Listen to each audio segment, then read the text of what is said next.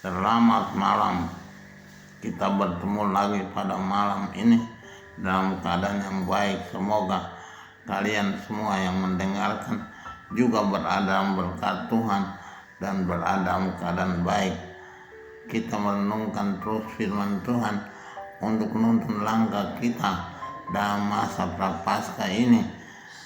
Hari ini firman bacaan pertama sangat singkat, mengisahkan tentang bagaimana Nabi Yeremia, Nabi besar itu akan diadili oleh bangsa Israel. Tapi Nabi berdoa pada Tuhan supaya Tuhan membela dia.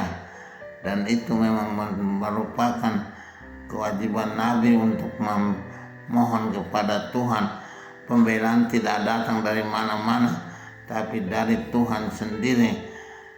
Kita juga harus selalu mencari pembelaan dari Tuhan, meminta pertolongan dari Tuhan. Kalau kita berharap pada manusia, kita akan kecewa.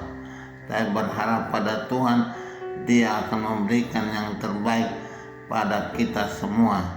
Lebih menarik malam ini, kita membaca dari Injil yang cukup panjang diwartakan kepada kita dari Injil Matius. Kita membaca hari ini tentang bagaimanakah Yesus tahu akan keadaan di depannya, akan penderitaannya, maka dia berbicara pada murid-murid tentang apa yang akan dialami pada masa sengsaranya. Ini merupakan suatu pemberitahuan yang benar tentang penderitaan yang akan dialami. Tapi Tuhan tidak gentar. Walaupun dia tahu berapa besar penderitaan yang dia terima, semua itu dia mau lakukan untuk kebaikan manusia, untuk penebusan manusia, dan untuk memuaskan kehendak Bapa.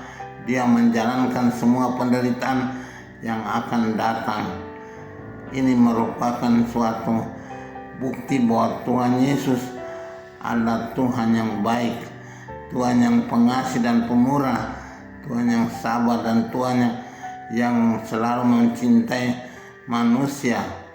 Sehingga walaupun dia tahu keadaan depannya akan berat sekali, tapi dia siap untuk menerima apa yang akan datang menimpa hidupnya dan keadaan dirinya pada waktu penderitaan itu. Kita melihat begini, kita mesti terharu, sebab biasanya kita manusia menghindar sedapat mungkin apapun yang mengancam jiwa kita. Tapi Tuhan Yesus tidak. Dia betul-betul menerima. Kalau dikatakan nasib dia memang nasib, tapi nasib itu berupa kehendak Bapa, bukan sesuatu yang tidak bisa ditolak, melainkan harus diterima. Kehendak Bapa adalah kehendak yang mutlak, kehendak Bapa untuk menyelamatkan manusia. Itu merupakan tugas utama dari Tuhan Yesus. Dia kita sebut sebagai penebus, maka tebusan itu dia lakukan dalam penderitaan yang akan dialami pada masa sengsaranya. Kita harus berterima kasih pada Tuhan Yesus. Tapi selain berterima kasih, kita semua wajib untuk memberikan respons yang setara, yaitu bertobat dan mau mengakui bahwa Tuhan adalah Tuhan kita, dan mau melewati penderitaan dan pencobaan hidup ini tanpa mengeluh.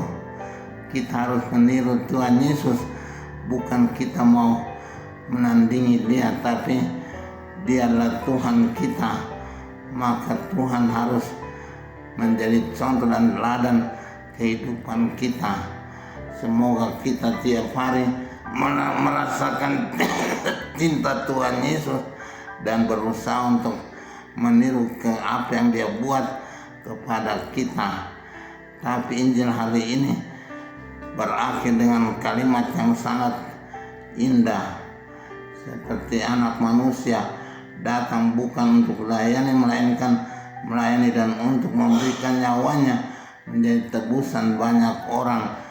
Tuhan menyadari akan tugas dan panggilannya sebagai juru selamat.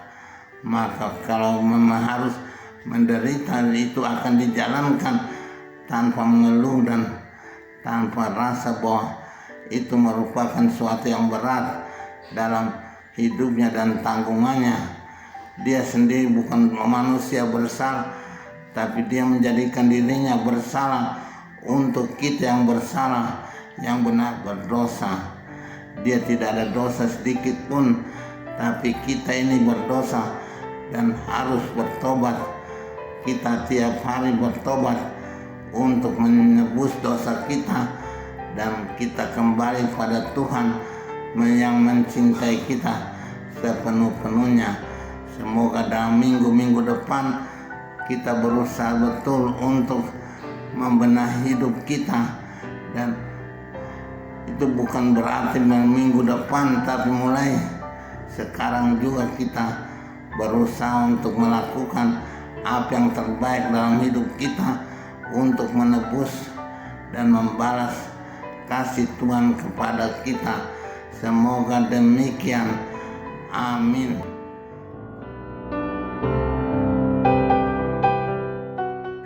Tuhan Bapa yang baik, pada hari ini dalam Injil kami melihat contoh yang jelas bagaimanakah Tuhan Yesus itu betul-betul adalah Tuhan dan juru selamat manusia. Dia bukan datang untuk dilayani, tapi datang untuk melayani, dan dia sudah melakukan tugas secara tuntas. Terima kasih Tuhan atas pengorbananmu bagi kami. Semoga kami mengerti dan menyadari pengorbanan itu dan berusaha untuk membalasnya dengan bertobat sungguh-sungguh untuk kembali ke pangkuan demi Kristus Tuhan dan Juru Selamat kami sepanjang segala masa. Amin.